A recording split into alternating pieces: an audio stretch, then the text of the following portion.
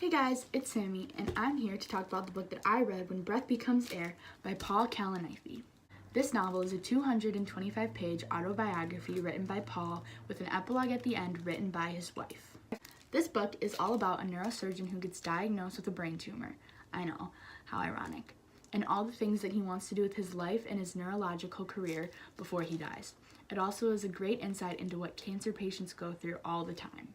The first significant quote that I found is on page 16, and it states, "And with that, the future I had imagined, the one just about to be realized, the culmination of decades of striving, evaporated."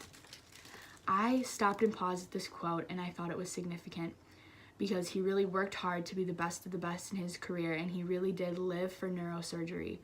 And it's all about to go away with all of his memory issues, and eventually when he finds out that he's going to die, it all goes away because he can't be a neurosurgeon anymore. And he worked so hard, he really did live for neurosurgery, and he didn't really get to experience life. The second quote that I found on page 120. "One chapter of my life seemed to have ended. Perhaps the whole book was closing." And I felt that this quote was important, and it really made me stop and think, because he really does think that cancer is going to end him and that cancer is going to ruin his life, and that he's not going to get to do what he loves anymore, and he is going to die never being able to do what he loves ever again. And he really is stopping and reflecting on that and realizing that he didn't live to live, he lived for neurosurgery. And I think that that's sad, but I think that it's really important that he had that reflection moment. The final quote that I found is on page 214, which is in the epilogue, which is actually written by his wife. And it says, "When breath becomes air, in a sense, unfinished, derailed by Paul's rapid decline, but that is an essential component of the truth and the realities Paul faced." I think that this quote is important because it's a way for his wife to also stop and reflect and realize that although he may not have had neurosurgery and he may have had cancer, he did get to complete something that he wanted to do his whole life, which was write a book. So although he did rapidly decline and the book may not have been finished, he still got to do it, which I think is really great. So I feel that the author's purpose is that you're always racing against time. You're always trying to be a better whatever.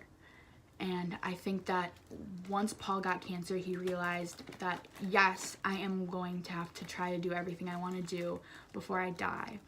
But I never got to live life, and I never got to do things that I wanted to do. And I really think that the author's purpose is just, if there's something that you want to do it, because you might wake up the next day and get diagnosed with cancer, and then you might not get to do everything that you want to do. So I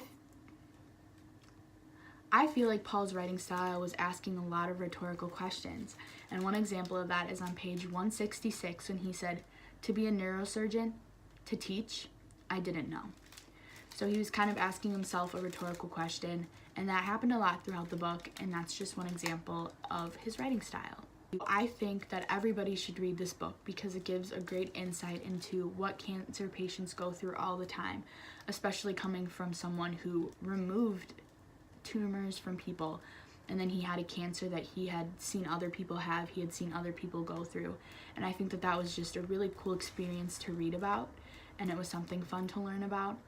And you just get such a great insight into what it's like to have cancer. His family stuck by him throughout the entire journey, and I just think that it's really cool that you get to read about that, and you get to read about his life, and you get to read about his family and all of his experiences.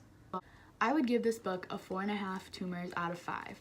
I think that it did a great job of telling his story and telling all the key things that there really are to know. But there were some untied ends and some unfinished places, and I know that he was unfortunately unable to finish the book because he did pass away in March of 2015. But other than that, I think the book was great, and I think that everybody should pick this book up. Thank you. He did not have cancer. He had cancer. He had a tumor. A nerdiger. How dumb can you be?